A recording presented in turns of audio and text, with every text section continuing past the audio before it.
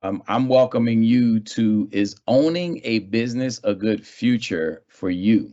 Taking this class is an important step to you building your better financial future for you and your family. My name is Shaundell Newsome. I am a family-owned business, Sumnu Marketing. I'm the founder and visionary. Even though my shirt right now says Newsome Marketing, that's where we started. I'm gonna slide and close this door. That's where we started 16 years ago. I had a vision over 18 years ago to start my own company, my own firm, where I wanted to change the trajectory of the financial future for my family. Now, I want to be clear because I want everybody to understand this, and I'm going to give you some instructions in a minute. Everybody should have a participant's guide, so make sure that you got that. It should be in the chat. So if you have a chance, check in the chat and make sure. And also, what I like everybody to do is please introduce yourself, your name, your business, how long you've been in business, or if you anticipate being in business, please put that in the chat so we can properly recognize and see who you are and what you do. One of the most important things, the reason why I'm explaining it this way when it comes to the financial future for you and your family is because I had a pretty secure financial future working in gaming and hospitality. I had an outstanding job with a bright future, and I decided to leave that to go into entrepreneurship and to go into my own business. Now, why did I do that? Why did I do that? Not because I didn't like my boss, not because I didn't like my job, not because I didn't like the opportunity for the career, but I knew that when I have grandchildren and later great grandchildren, what was I going to pass on as a legacy? And then how can I impact them, not just with money that I am going to make, but how do I ingrain them and bring them into the business? So I'm proud to say that today my daughter is a majority owner. My son was involved, my niece, now my granddaughter. My wife is one of my business partners. So we have a full-fledged family-owned business, and we were able to go through two hardcore economic situations for small businesses. We went through the America's Great Recession back in 2008, 2009, and we also just recently thrived through the pandemic. So I think it's real important for all of you to get that information. Why? Because you're talking to someone who has already lived it, already been there. I have more than a test. I have a testimony about how we have been able to come out of these tough situations.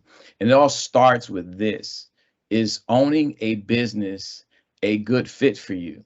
That's where it starts. So I'll start with this: is that I want you to introduce yourself in the chat. I'm looking and seeing if I could, where I could see it, where you, oh, it's over. I think it's over here somewhere where I can see the chat stuff. But I want to make sure that you guys have the opportunity to engage us and stay connected with us on that level. Also, you're going to have, before we begin, there's going to be this pre-test. So I want to make sure that you assess what you already know about this topic. So turn to the pre and post-test form in the back of your participant guide. If you don't have the participant guide, it should be in the chat area. Delisa put it there, or you received it via email this morning as well. So you should have that. And at the end of the class, we're gonna fill in the after training column, and in that column we're going to talk about what you have learned and what you have gotten out of this presentation.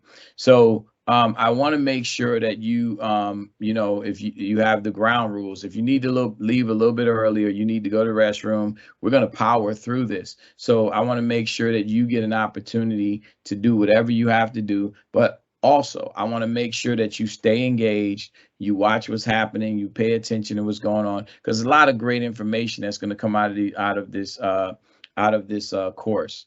And for many weeks, I want you to continue to come back, because I think the most important part of being an entrepreneur is understanding the money and how it plays a role and what it does for your business. So I think that's extremely important. So here's the agenda. I'm gonna click and give you guys the agenda for today.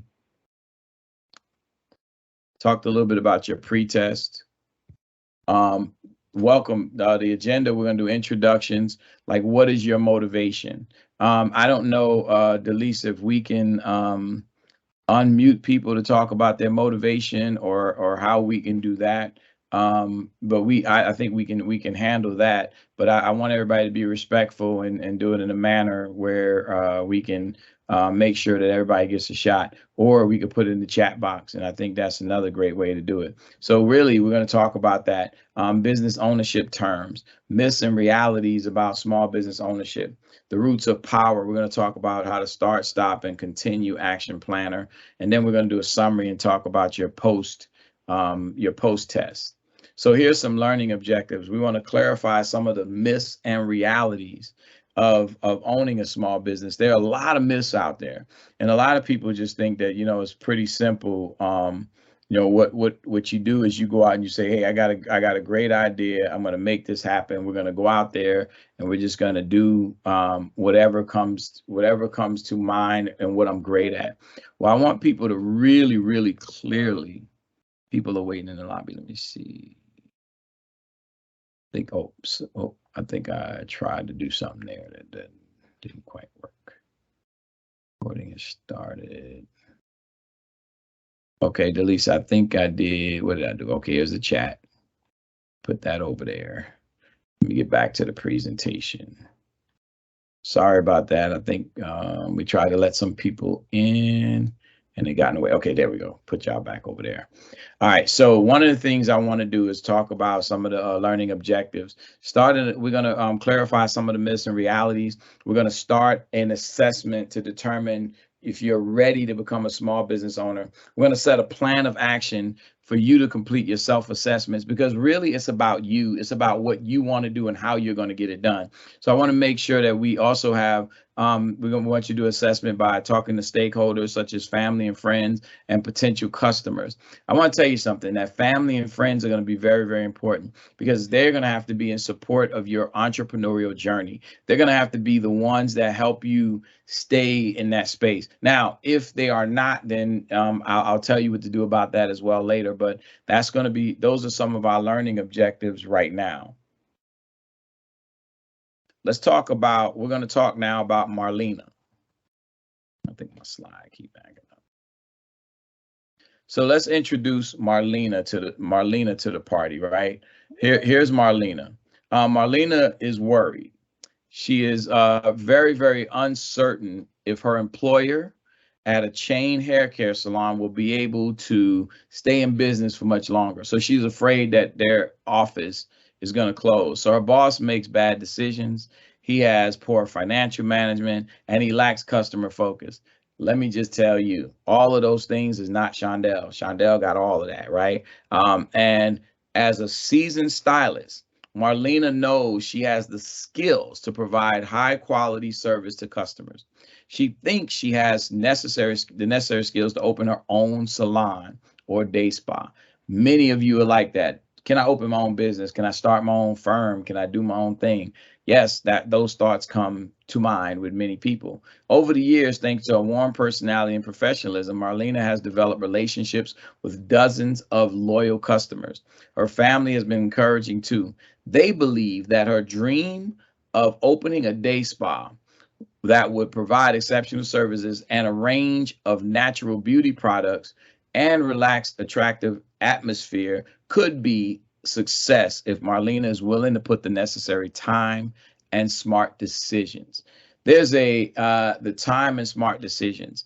There's a scripture in the Bible. I'm not trying to convert you. Don't worry about it. I'm just trying to tell you who I am. But there's a scripture that is Thessalonians 3:10. If a man is not willing to work, he shall not eat. Basically, that's saying, if you have the ability and you have the opportunity, but you gotta put in the work. That's really what they're saying. Is like Marlena has to have the necessary time, and she has to make smart decisions.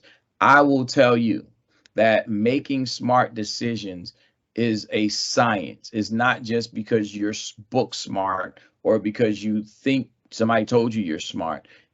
Making smart decisions in business is all about paying attention to the data and trends, paying attention to what is reality for business, and not necessarily what your personal feelings are about, because those two will conflict. I guarantee you there are things that I care about as a person that as a business owner I have to pay attention to, because if you mix them up, you will go out of business quickly. Like over half of the small businesses that start up fail within the first 3 to 5 years, and most of that have to do with them making very, very, very, very poor decisions.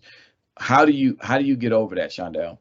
You got to start making great decisions in your life as an individual. You build great habits of making decisions. How do you do that? The same process that I just told you about. What's good for your life? What's good for your family? Not necessarily what's good for everybody else, but what's good for you and what's good for your family. That's how you make good decisions in your personal life.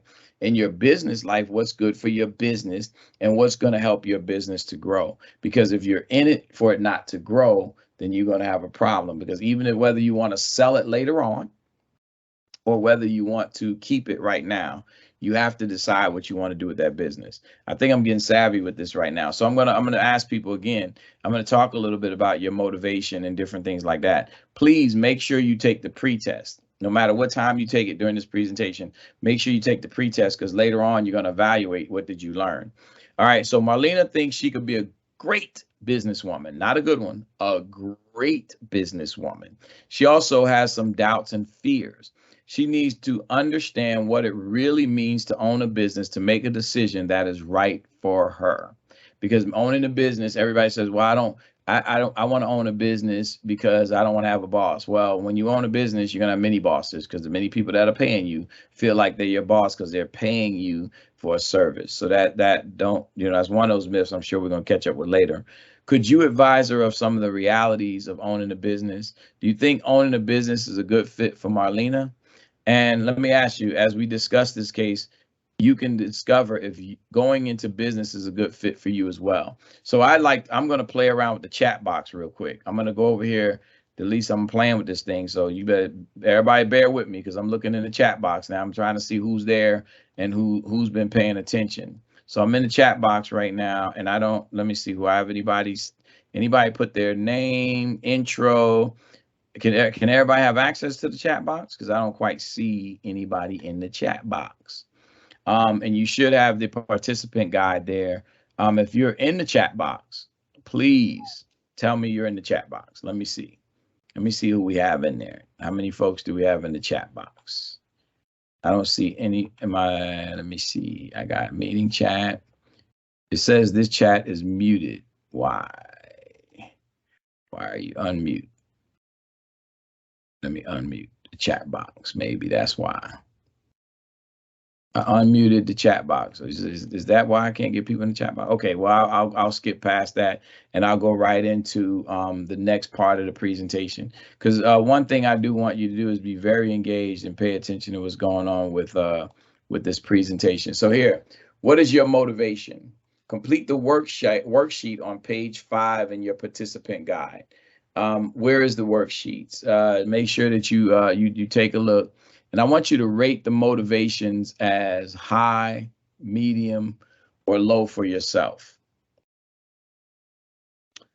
And there are no wrong answers, because this is about your own self-assessment. So for some, money is a key. Other motivations are to create jobs, or because we are good at something like baking, fixing cars, or selling. Now, let me just tell you about money. Let me just make sure you clearly understand Shaundell's take on money. Your motivation may be money, but you better find something else that you're highly, highly motivated about. And I'm gonna tell you why. I mentioned earlier that we made it through the Great Recession, and we made it through this recent pandemic. Many companies did not, unfortunately. Over half of the minority businesses over half of the small businesses felt devastation and had to close their doors, where many more of minority businesses are closed permanently. And the reason is because if your motivation is money, if you don't have money, what do you go to next? So what is it? Mine is legacy. I'll give you an example. Mine is legacy. Mine is about making sure that I have something to pass along to the next generation. Mine is about making sure that I can give something back to society. So when I'm no longer here to speak, I just want to make sure that I've done the right things for my community and for my family. So it's bigger than money for me. Money to me is something that leads you down a path that will frustrate you and I'm not saying it's the wrong idea. I'm saying you're gonna need something more than money. um you want to be your own boss. I mean, again, I tell you how that works is like, you can be your own boss, but at the same time, you got many others. You got employees who need things. You got vendors who need things. You got clients who need things. So while you might feel a little bit of independence, you also have a responsibility back to all of these other people that make your business go. So another one is like create jobs. I love creating jobs. I love the fact that we do a lot of internships. We help people grow. We help people who have become entrepreneurs. We help people who have become better employees or leaders of their own companies. We have been in a great spot where we are not only creating jobs, we're creating careers and we're creating opportunities. So I'm really, really fascinated by that, and that's really what I'm all about. What about I'm great. What about what are you great at? What are you great at? So while you think about those different motivations, I'm going to share a quick story with you because I think people don't see when I say legacy what that means to me. Legacy to me is really about building this business to serve the community. And I just recently had this epiphany one day when I was thinking about some of the opportunities that we have to create jobs. My grandfather lived in and grew up in North Carolina in Elizabeth City, and he used to tell a story about walking down the road and how he had to hold his head down and he couldn't look people in the eye, and he couldn't walk on the sidewalk. He had to walk in the street in the dust because he couldn't walk on the sidewalk because he was a tall. Even as a kid, he was a tall kid. When he was a man, he grew to be 6'5". So he was a tall kid. So everybody mistaken him from being a young black boy to being like a teenager when he was little. So they one mischaracterized because of his height and his and everything, and so he couldn't. Once he looked at people, he looked intimidating to them for some reason. So one of the things that happened to him was he grew up in the Jim Crow South and faced more than prejudice. People don't know what prejudice means. It's not necessarily prejudice, but he was really, really in a bad spot where he couldn't win. So he moved to the north. He got married to my grandmother, moved to New York City, because they were building skyscrapers back then, and he got a job as a carpenter working in a skyscraper. But the labor conditions were not great. We celebrated Labor Day earlier this week. That was a part of the labor movement even before the 1900s, which people don't know. Labor Day came out of the fact that workers had unfair working conditions. Well, my grandfather not only had unfair working conditions, but back then they didn't recognize that the unfair working conditions were unfair to a black man. So he was very, very distraught about that. So much that he had cut his fingers when he was working one time, and he felt that he could not report that to his foreman, because if he reported to his foreman, then he would be fired and laid off. And he had 6 kids at the time, and he didn't want to be laid off. So one day those fingers became infected and they fell off. So he walked around with nubs for the rest of his life. He tried to hide as much as he could. But my point is this, and he still ended up getting fired. One thing that happened is my grandfather said, if you got a thick envelope in the mail, I mean, when they gave you your paycheck every Friday, if you got a thick envelope, you would be fired. And that was his fear of getting a thick envelope if he got that on a Friday. One day he got that thick envelope, and he was very, very distraught, started drinking, really hanging out in the pool halls, trying to hustle. It wasn't as easy as going down to Workforce Connections or something like that and getting a new job like it is today.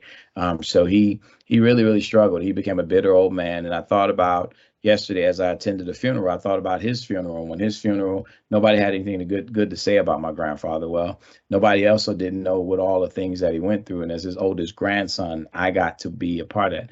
What I said was, I will never want to experience what my grandfather experienced. I do not want to receive a thick envelope because I'll be handing out the envelopes and I won't give myself a thick envelope. I'll make sure that I create jobs and create opportunities. So coming full circle, what I feel great about is I'm not in a position of my grandfather where he's in fear of his job because I create jobs.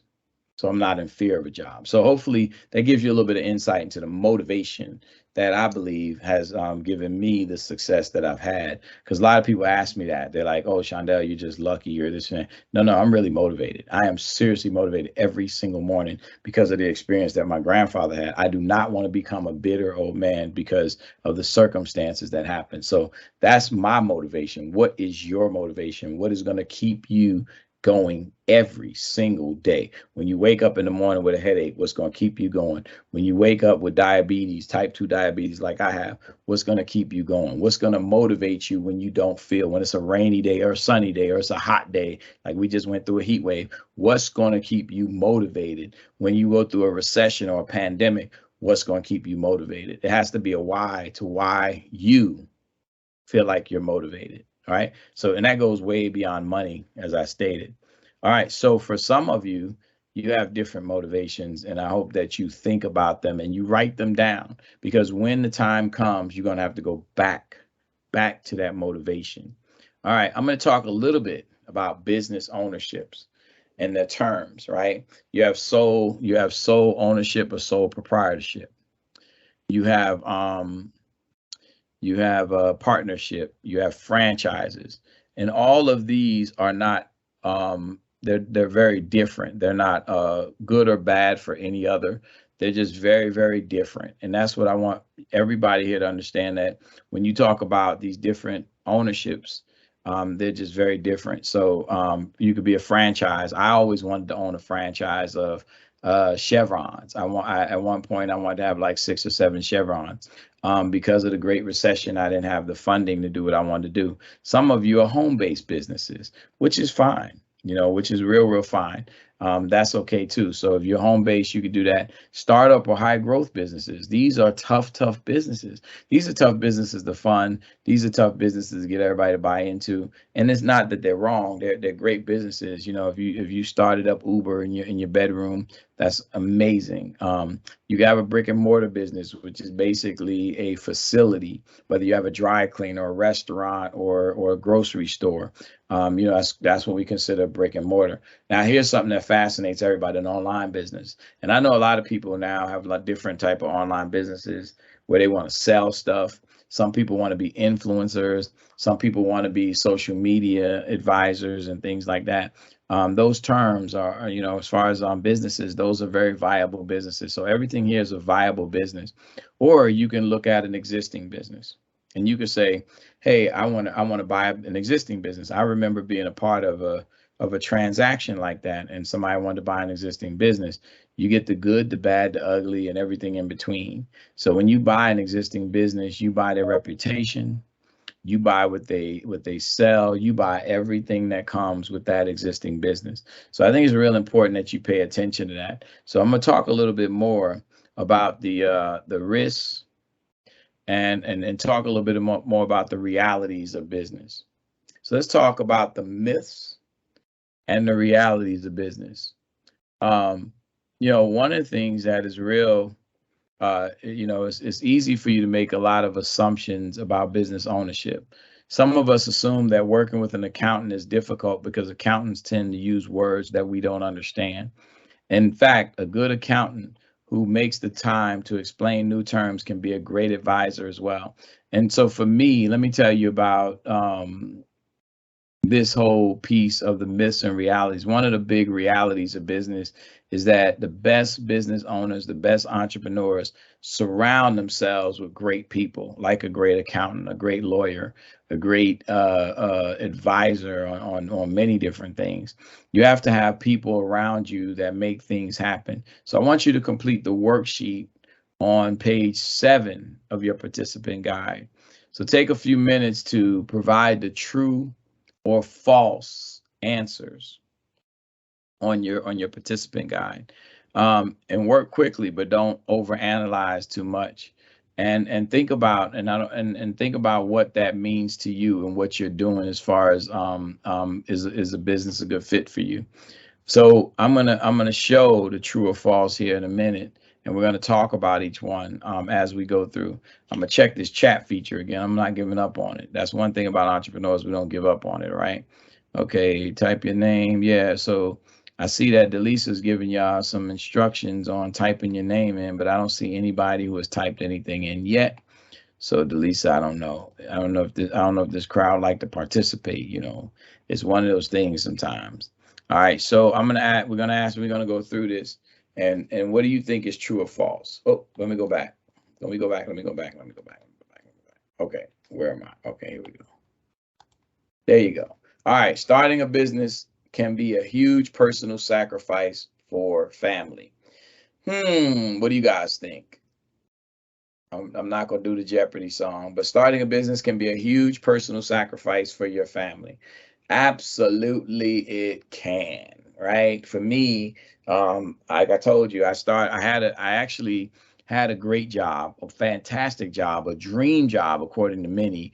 And some people thought it was kind of strange that I would leave this position and this opportunity to move into my own business. Well, that was part of the sacrifice. Part of the sacrifice is you step out of that comfortable, cushy space that I was in, and then you have to, start from a position where you got to explain everything over again and do that.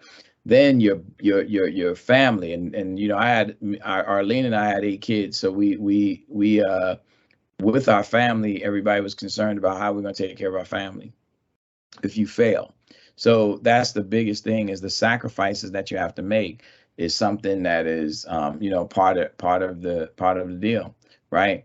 Are there a lot of emotional ups and downs? Well, every single day is an emotional up and down. Every single hour is an emotional up and down. Because remember, the business owner actually don't just deal with customers.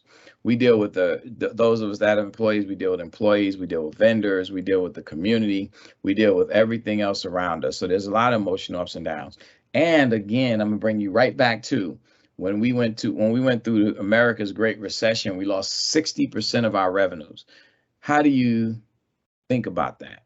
If you were today, somebody walked in out of the street and said, I'm cutting 60% of the money that you're making, and you're going to have to live off 40% of that money, how would you feel at that point in time?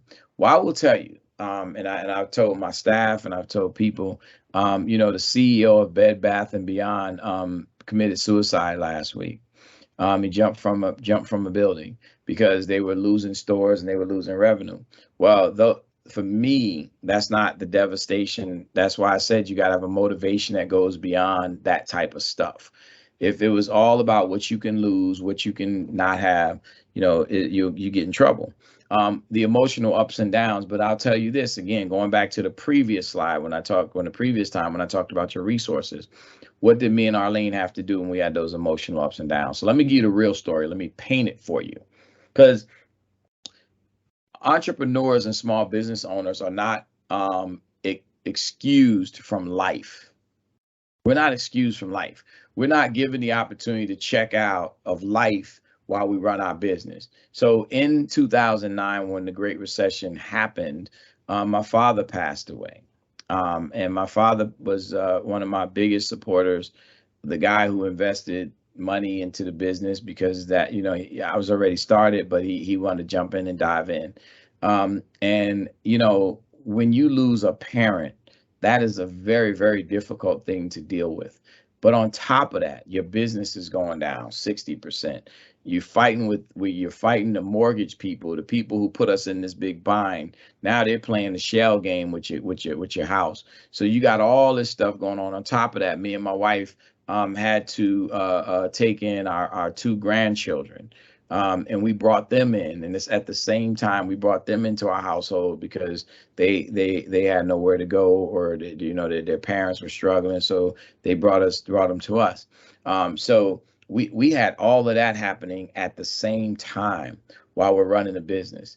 So we reached out to our attorneys, we reached out to our accountants, we reached out to different people, and they advised us on what to do. And we did everything that we could to sustain and maintain our company. That's why we're always grateful today. How do you manage those emotional ups and downs? Yes, yes, yes, absolutely true. This is one question for you guys. You have to get it right every time. That's false, right? We don't have to get it right every time. You have to make sure that if you don't get it right, you analyze what went wrong and you be honest about what went wrong. If it's you, if you're the problem, make sure you own up to it. There's a lot of accountability in being a small business owner. You have to be accountable. You can't walk around and point fingers because the buck actually does stop at you. No matter who you hire, no matter what you do, the buck stops at you. It says you do not need a big cash reserve to be successful. Now, what does that mean? Do you need a lot of money? Not always. It depends. It all depends on what you're trying to do and what you're trying to accomplish. So it's not necessarily a true or false. You don't need a big cash reserve, but you have to have the resources to have access to cash and access to credit. And so that goes back again to what I said earlier about you developing great habits financially. Because if you don't develop great habits financially, you will fail at this venture. So you need to start that from day one, from the beginning. After about a year, you can relax and enjoy the profits. I bet most of you already know the answer to that one. You cannot relax. I've been in business for 16 years. I never get the opportunity to relax. I wish I could just sit back and enjoy the profits after 16 years. You would think that we figured it out, but then you figure it out and the global pandemic hits. I never thought in a million years that I would be a part of a global pandemic. I don't think we've had one in almost a century, probably.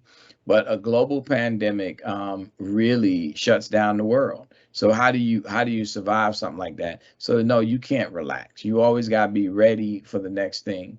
It's easy to get loans for a great idea. False. Yes. No. No. No. No. No. Why is it not easy to get a loan for a great idea? Well, because banks are risk averse. That's what we call banks. Banks are risk averse. Banks are trying to make sure that they're going to get paid back for their shareholders. So you have to not only come with a great idea, you have to come with a great business plan. You have to come with a great marketing strategy. You have to come with some history if your ideas have worked before. You have to come with have your business work before. So there's a lot going on there. So it's not easy to get loans. Successful entrepreneurs do it all by themselves. I think you just heard that from me saying that we have to build a network that helps us do all that we do. I don't do anything by myself. We are the visionaries and the orchestrators. We do this and we make sure everybody's doing the same, doing what needs to be done. But we don't do it by ourselves, and we can't do it by ourselves. Mark Zuckerberg is as brilliant as the young man was and is. He didn't do it by himself with Facebook. Steve Jobs didn't do it by himself with Apple. Nobody has the ability to actually do those things by themselves. You have to create and develop a strong network, a strong team, community support, and everything around you. But in order for you to do that, it's all about you and how you build those relationships. It says you will not have a boss. I just told you that too. Like, you will have many bosses. You'll have many demands on you no matter what's going on. You'll have more freedom, control, and work-life balance. You have more freedom, control, and work-life balance. Now, I'm going to say it is false to a lot of people, but what you do, it depends on how you define freedom and control, because now you still have control over things you have control over, but most things you don't have control over. Like, you don't have control over a global pandemic. You don't have control over many of the decisions that are made. You don't have control over even internally. If you have a client who has a nephew that is starting a business just like yours, you might lose that account. We actually did lose an account years ago to someone's, their daughter graduated a marketing degree, and they said, I want to give my daughter a shot to do it. We put down the blueprint, so pretty much, she could follow the blueprint, then she'd be good. So he did do that. So It happens. There's no control that you have. And over work-life balance, I tell you, work-life balance is all about you. Because some people think that that means that you figure out how to balance between what you do at home and what you do. Now, sometimes that intertwines in a family on business. Like I said, me and my wife went to a funeral yesterday, but because we're going out of town tomorrow, my wife said I got to come in and make sure payroll's done, make sure this done, make sure that done, make sure. So it intertwines for us. So our work-life balance happens to be part of the business. We got to do some things there, and then we got to change clothes and go to a funeral. It depends on who you are and what you want to do and what you want to accomplish. Because I know everybody has that employee mentality. Employee mentality is I'm off when I clock out and I'm done. Once I'm done, I'm done. My clients better not call me. Nobody else better not talk to me. But what if we had that attitude? If we had the attitude, you know what, we just lost a very, very close family relative. You know, we're not going to the office. If me and my wife had that type of attitude, guess what? Our employees don't get paid this week. Now, how devastating would that be, right? Everybody's looking at me like, oh, well, you know, you always at work. Well, what if I don't go to do this? If I don't go to do that, nobody, you know, there's a lot of people who are relying on us to make sure they get their paycheck. And there's a lot of clients out there who are relying on the services. So you can't always just make this thing where you're just going to shut down. I can't stand it when I go to my favorite restaurant and they're closed. Like if you close for a holiday, or you are closed for a special circumstance, maybe a matriarch or patriarch in your family passes away. I understand that, but I'm just saying on the regular, you got to get out of the mindset of an entrepreneur, of an employee. Let me tell you the other thing that I'll tell you. If you're an employee right now, if you are that employee that feels like you're not going to give any extra time to your current employer, then you telling yourself right there you'll never be an entrepreneur.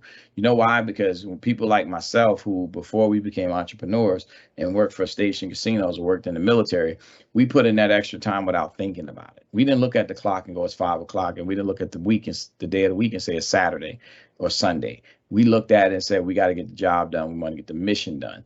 If your mindset is not there, then you're not ready for this. You're not ready to own your own business, because that means that you're going to carry that to your own business. You're probably saying to me, Shaundell, nope, if I do my own, I'm not doing that. Nope. Bad habits stay longer with you than you know, right? My habits of biting my nails. I don't even know I'm biting my nails. But when you go out and get your business, if you don't practice that before you get your business, you are in deep, deep trouble. If you're that clock watcher or that person like I ain't answering my phone because it's the weekend, or I don't know why they bugging me after hours, or you know, whatever the case may be, that's when you're looking at falsehood. So now, starting a business, can it be risky? Here's everything. Here's all your answers, right? Starting a business, can it be risky? Absolutely, it's risky. It's always risky. And the risk is, again, because you don't know what's going to happen. You have no idea. It's like you be in the middle of the Midwest and a tornado's coming. You know a tornado's coming, or you may even know what's going to happen, but what happens is you just don't you can't do anything about it, right? You got to either pack up your stuff and hope that it doesn't crush your house. There's so many different things that happen to us that I can't even begin to tell you how tough this is. So I want you to clearly think about, when you talk about, is this good? Is this the right thing for me? The risk is not necessarily all in money. The risk is also in relationships. You know, maybe your spouse is not down with this and you're going to be spending too much time with the business. Maybe your family members your relationships are going to be strained because now you're running a business. Maybe all of a sudden people are going to think that you're the cash cow and you're going to give them the answer they don't want to hear. So that's what's real important too. So I want you to think about all of that when you're thinking about owning a business and if it's a good fit for you. Let's talk about now we're going to talk about something that's real interesting, and I want you all to think about this: the roots of power. Turn to page 8 in your participant guide. Turn to page 8. And even a small tree has to develop a huge root before it can bear fruit. So think about that. Even a small tree has to develop a huge root system before it can bear fruit. This graphic is going to show you that the 4 roots of power that feed you and your business. These are the 4 roots of power. People power. I talked about that, right? This is your ability to influence others, staff, partners, bankers, customers, and so on. People who rate themselves as high in people power tend to be likable and easygoing. It is easy for them to attract and keep customers. Marlena, our case study example, has a lot of people power. So you think about that. Do you have a lot of people power? Do you have the ability? And when we say influence, we're not talking about being a con artist. We're talking about influence from a standpoint of being authentic and real and making sure that people can get and ride on the vision with you. Can people see clearly what you're attempting to do? That's why I am who I am. If you're a person who's a little bit shady, that's going to come out too. And that's where you have to make sure that when you talk about influence, you're not talking about tricking people. You're not talking about being underhanded. You're talking about being influential in a way where you're using your natural, authentic self to give people the reality of where you're trying to go with your business. That's what I believe it is. When you talk about sales power, sales. I always say with people, they need to understand what sales is. People with sales power know how to sell all the time. I don't, for my business, not necessarily do I have to be a salesman.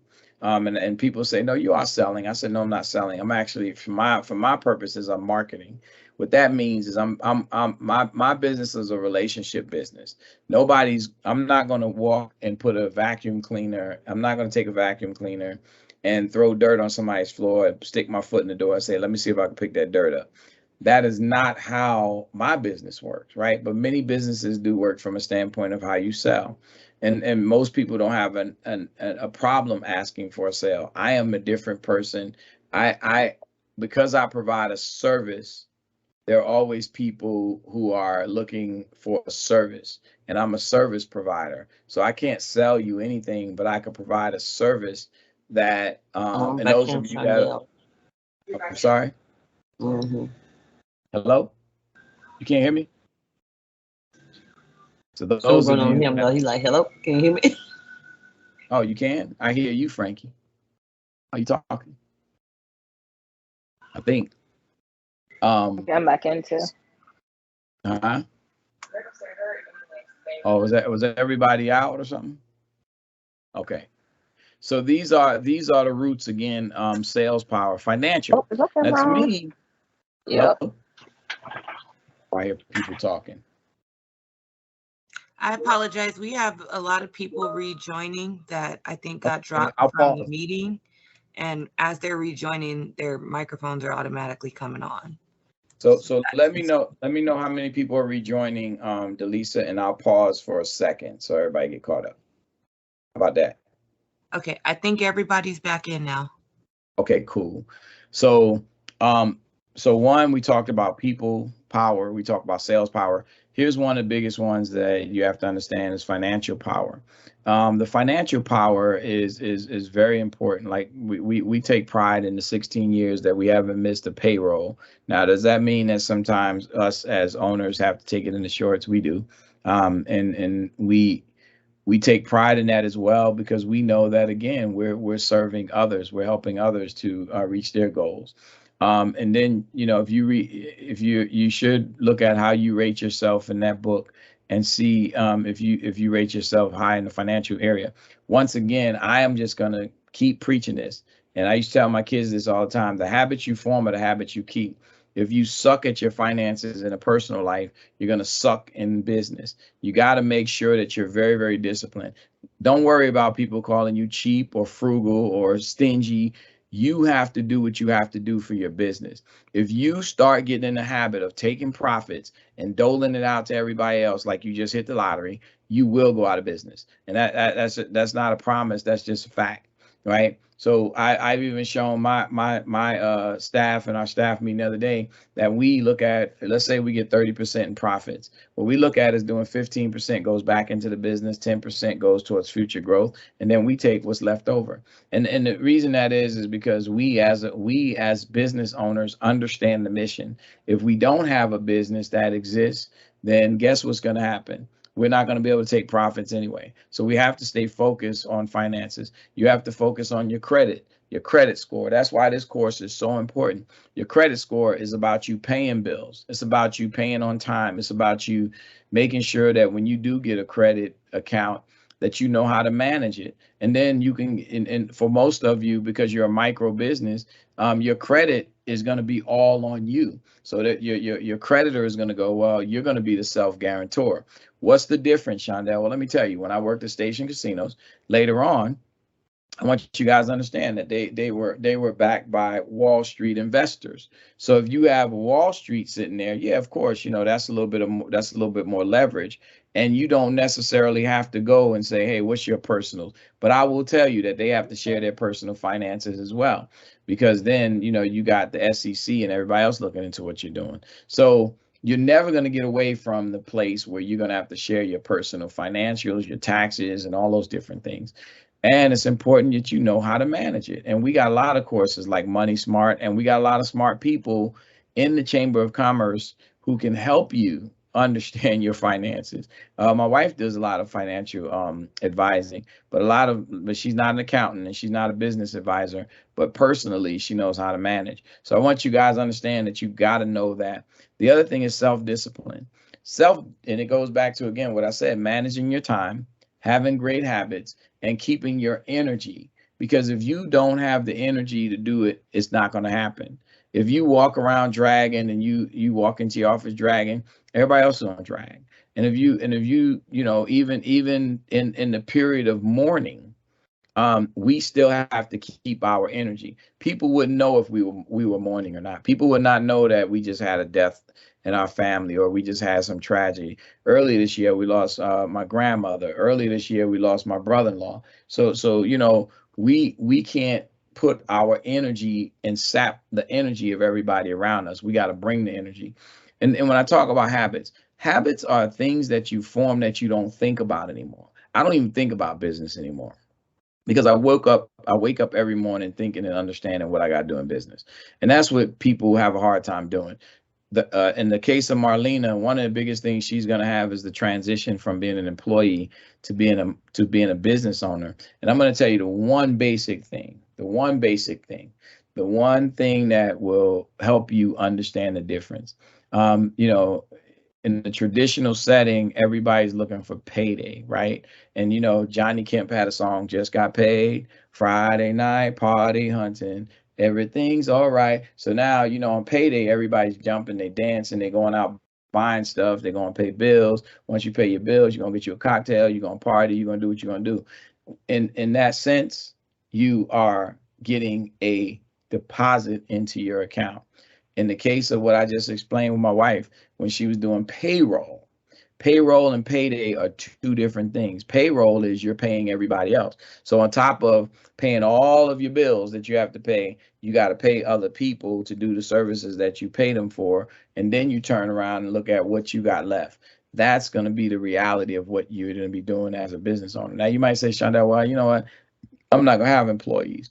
But you're still gonna have to have a sense of understanding what that pay structure is and what you're gonna do.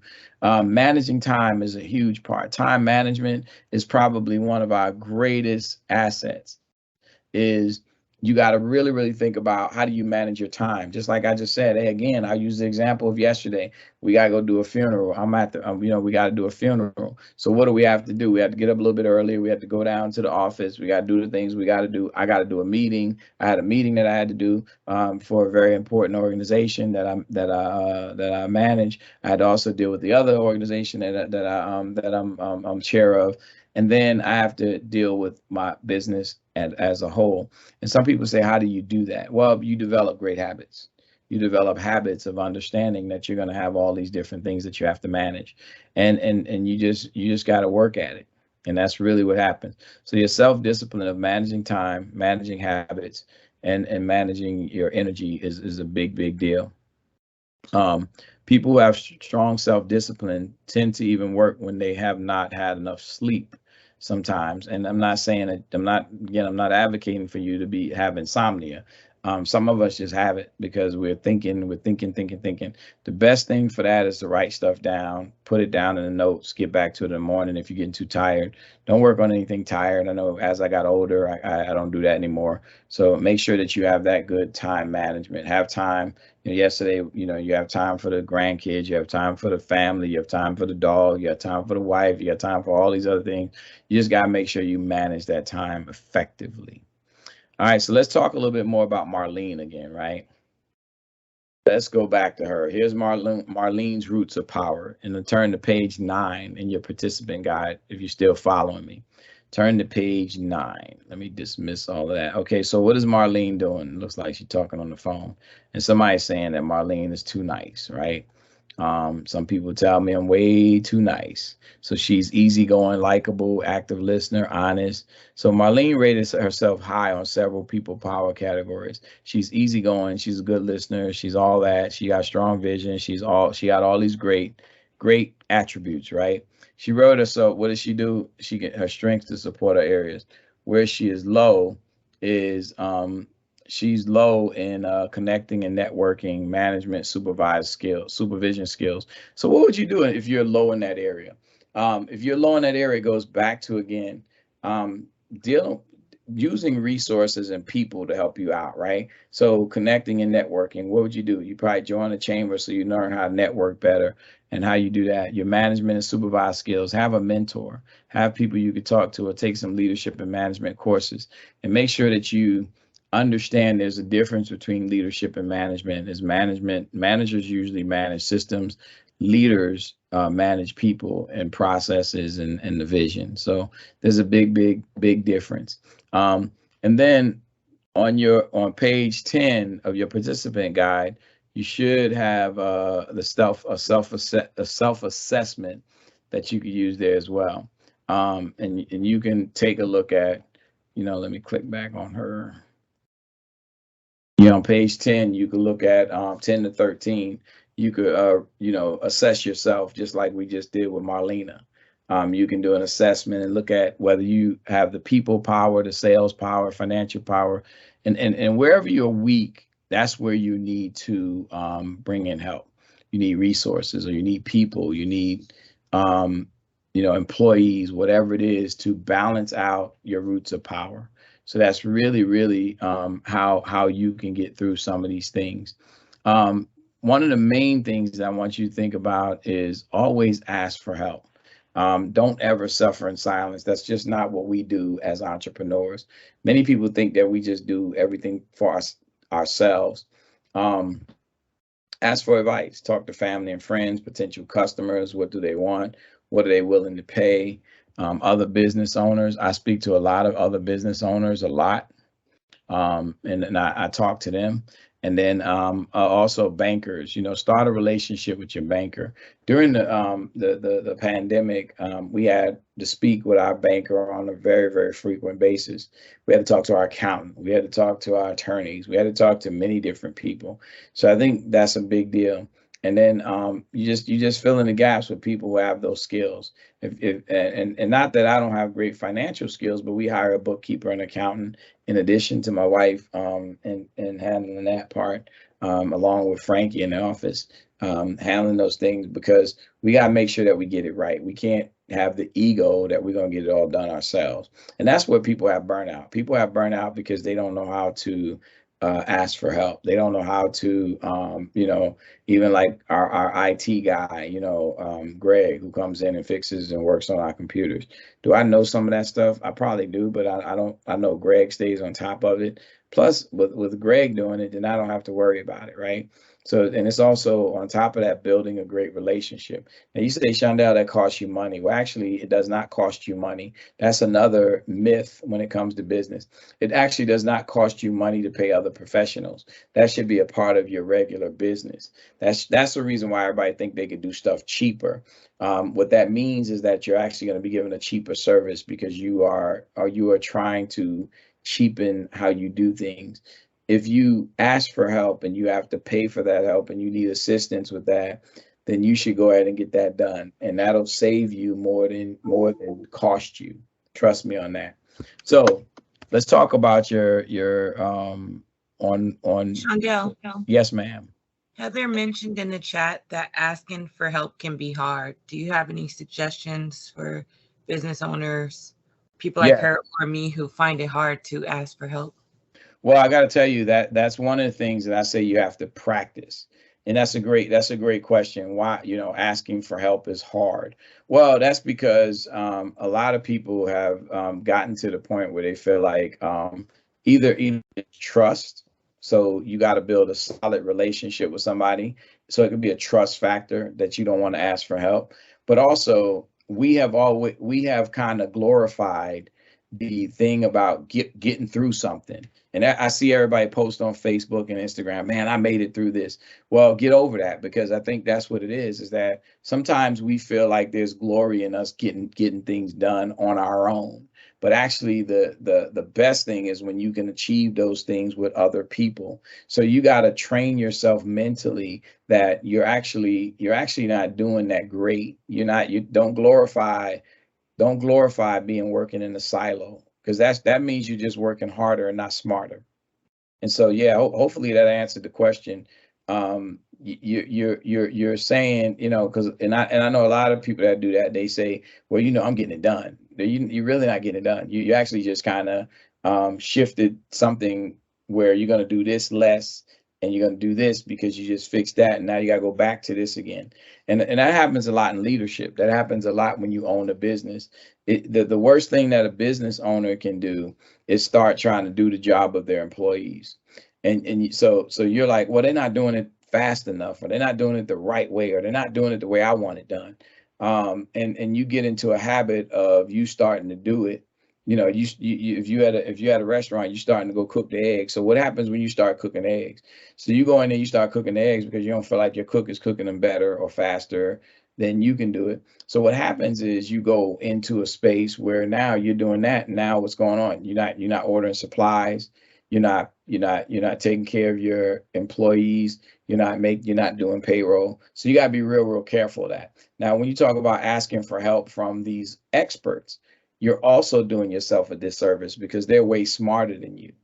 When you talk about like an attorney, can I fudge my way through a HR situation? With my experience, I probably can. But is it best for me to talk to my HR lawyer to give me better advice of how to handle the situation because they've studied it? Or when it comes to accounting, should I go ahead and just assume I can do my own taxes? Look, guys, I know how to do taxes. I know how I can do, but do I know all the new tax laws and the different things that have now come out? I probably don't, because I'm not focused on that. So you have to be the person who is very comfortable with asking for help. And that's the reason why. We don't know everything. The best entrepreneurs don't know everything. They know how to get resources and get it done. So does that answer, Delisa, do you think that answered the question? Or is this? Yeah. Okay. And so next thing is I want you to continue on with your action planner, right? And take a look at and you see this action planner is a lot about a self-assessment. Why is it a self-assessment? Because at the end of the day, it's what you do, right? Start the worksheet on page 14 of your participant guide. And based on your self-assessment and your conversations, what do you need to do? What do you need to start doing? What do you need to stop doing? Right? What do you need to continue to do? What are some things you need to continue to do? Somebody just said it. Maybe you need to start asking for more input or advice from experts. You may want to start locating technical assistance agencies. Now, if you're scared of confidentiality, the SBA has a lot of resources. They have the Nevada SBDC. They have the SCORE counselors, SCORE mentors that can help you out. They're sworn to secrecy, so they're not going to steal your idea or anything like that. Talk to different people who have been in business for a very long time. That's a great way to do that. What are you going to stop doing? Stop assuming you could do it on your own. As we talked about, small business owners delegate and collaborate all of the time. And I'm going to tell you what we learned as a business. So you guys, because everybody asked me what makes us more successful.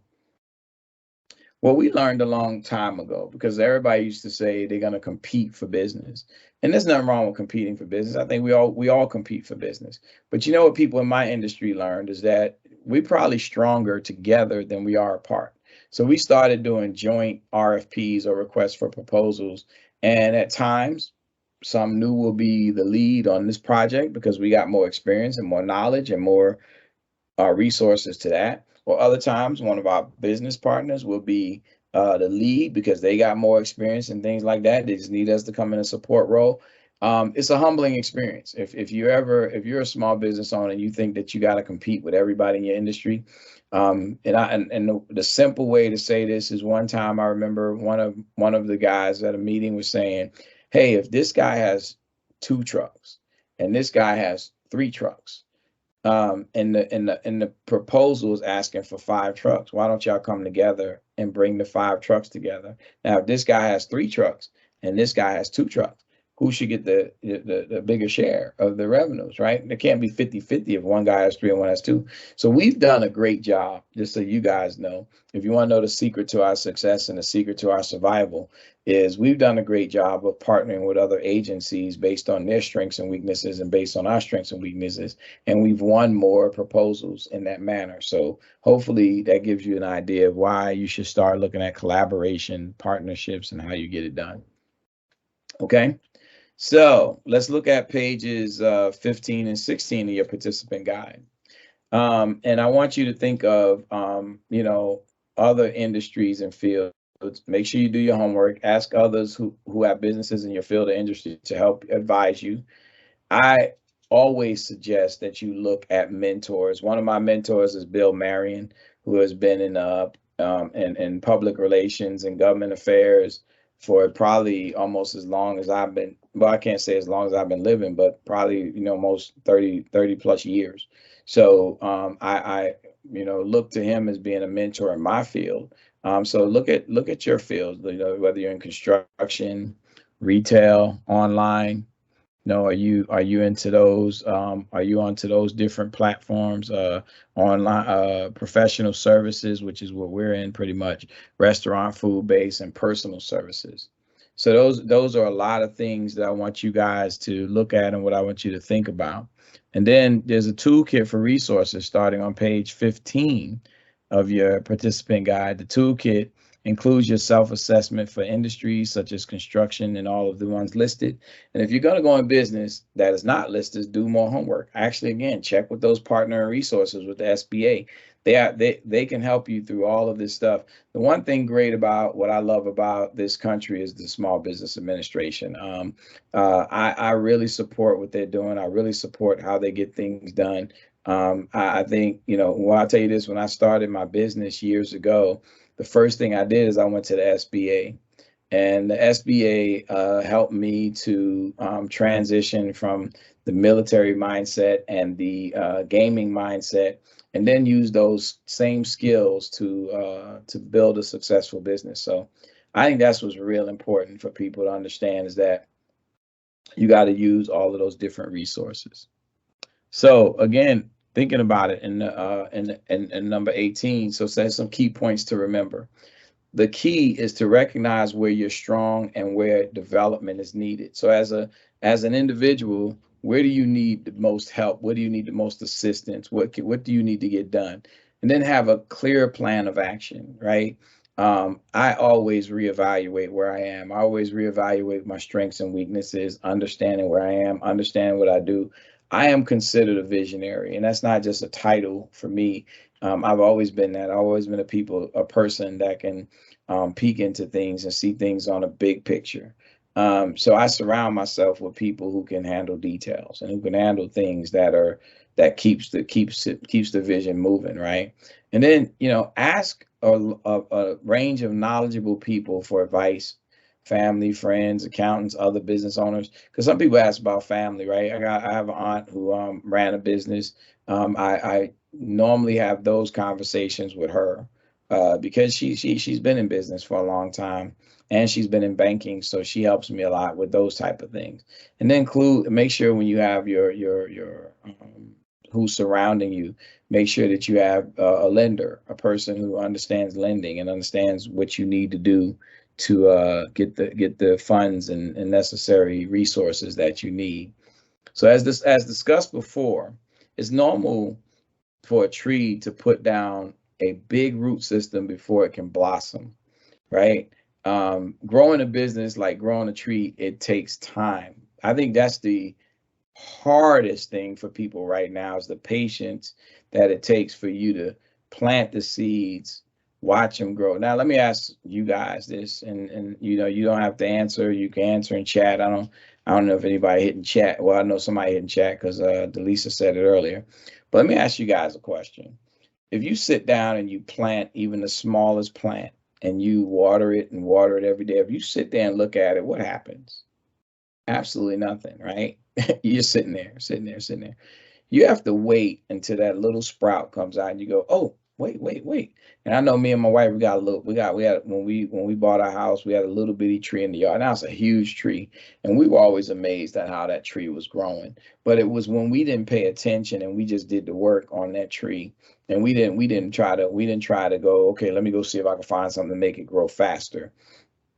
Every industry, every business has a different timeline.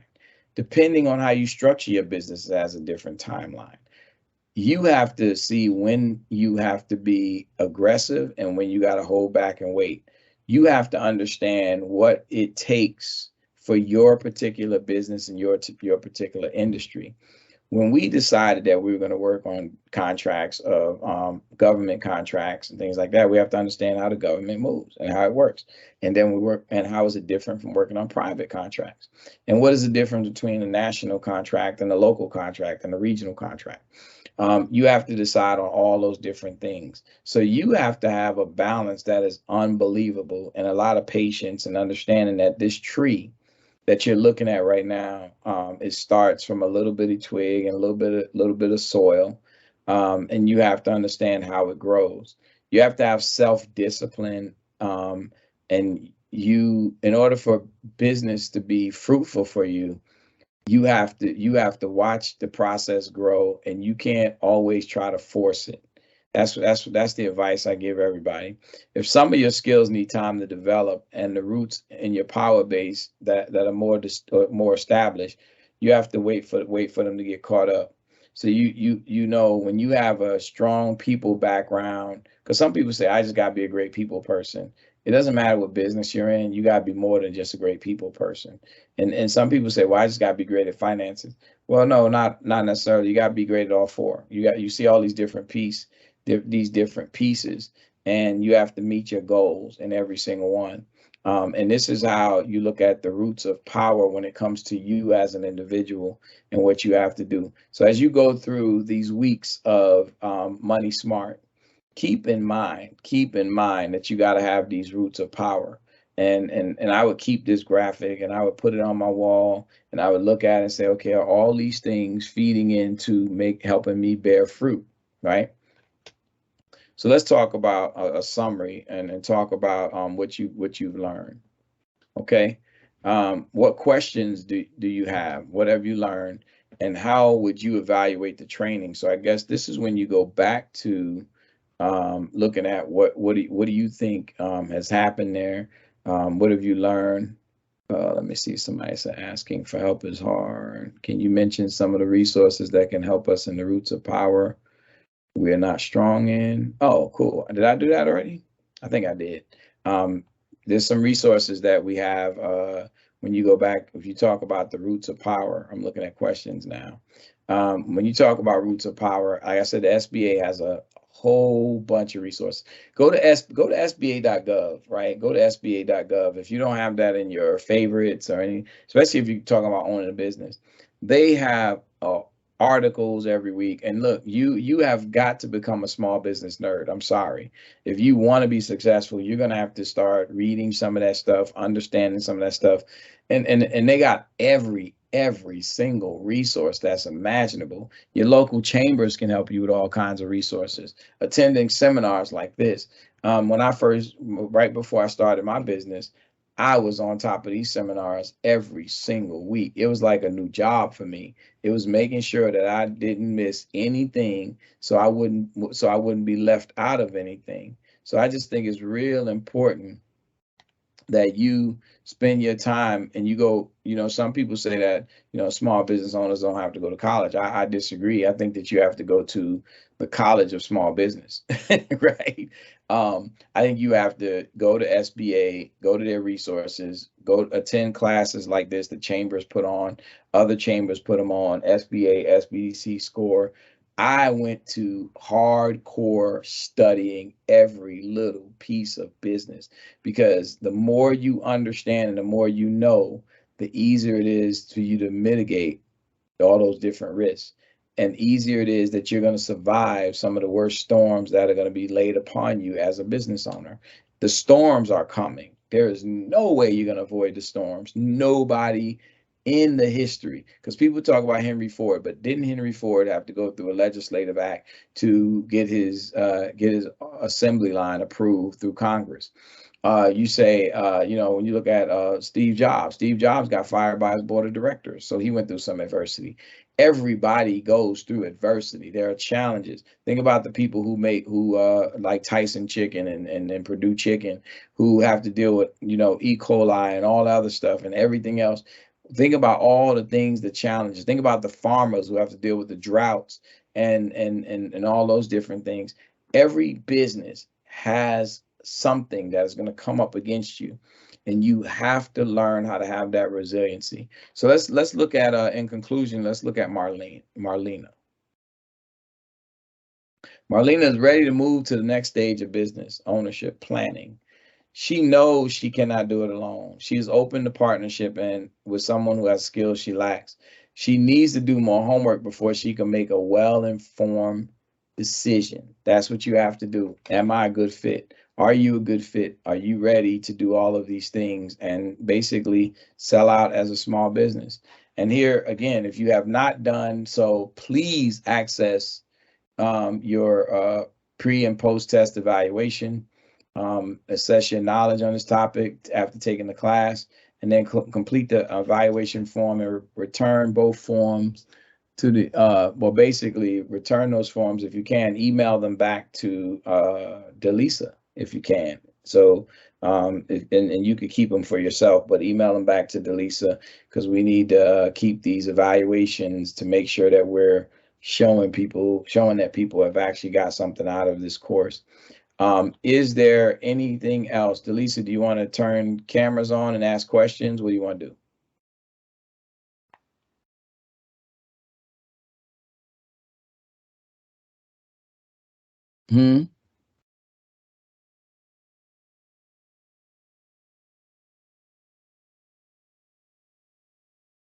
What do you want to do? Let me stop sharing. Can you hear me? I can hear you now. Awesome. Sharing. We can definitely take questions. Anyone can turn on their camera or type in the chat. If you are having issues, turn on your camera or microphone, but feel free. This is the time to open up for Q&A and chat about anything that you learned during the session. Anybody have a question? Does this have the raise hand feature? No. Yes, it does. You can raise your hand as well. Okay. Well, if you raise your hand, we can see that too, right? I see I'm Jennifer also putting our email in the chat, and we will be sending a follow-up email with the evaluations attached for you all to fill out, as well as all the resources that we discussed today that we placed in the chat. Okay. I don't see any. I see. It looks like Jennifer's typing, but I can't see what she's typing. Is there anybody who wants to ask a question or make a comment? I think you can unmute. If you can't unmute, let us know that too. It looks like Heather's also typing. Okay. Thank you for joining, please. Oh, that's you. It looks like it's coming through, but it's coming through kind of slow. That's okay. But thank you. This is really awesome information. I got a bunch of tidbits to help me here at the chamber. You're running a small business up there, huh? I am. I was going to say, I feel like a business owner. Yes, that's how it is. It says, I need a personal tax preparer in North Las Vegas. So we may have some chamber members who are tax preparers. I know, what's her name? It was just at the. We have a few. I'm not sure if they're located in Las Vegas, but we do have connections with the NLV Connector, Business Connector up there at the city of North Las Vegas City Hall. So we can definitely connect you with that NSBDC office, and they can give you some more referrals, and I'll send you over any referrals that we have through our chamber as well. So it says, Jennifer, she said, no question. And with a client on the strip, but just a thank you for a great session and content. Very real stuff. I've been in business for 14 years, and so much of what you shared is real, much needed refresher. Awesome. Thank you, Jennifer. Really appreciate you all being here with us today. Looks like Heather's typing again. Is there anyone else? Let me see. I see other folks up on there. Frankie, you didn't have a question? She on mute. I see. Okay, there's Heather. There's her number. Email. There's her email. You got that? Thank you so much. And if anybody else would like to, please put your information in the chat as well. We will plan to reach out to you all. I thank you all for joining us. We'll be doing this every week on Thursdays at the same time, 9 a.m. to 11 a.m. Excuse me. All right. I don't see any more questions. Do you? Any more? I do not. Thank you all for joining us. Hope to see you next week. We will be emailing you out more information. Thank you. Have a great day. Thanks, Shaundell.